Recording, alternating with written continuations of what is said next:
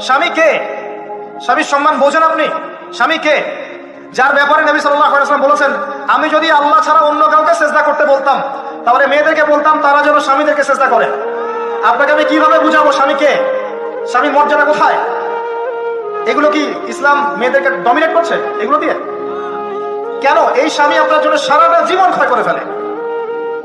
একটা চোর পর্যন্ত, একটা চোর, একটা করাপ্টেড মানুষ, দুর্নীতিগ্রস্ত মানুষ, সে চুরি করে দুর্নীতি করে এনে বাচ্চাকে খাওয়ায়।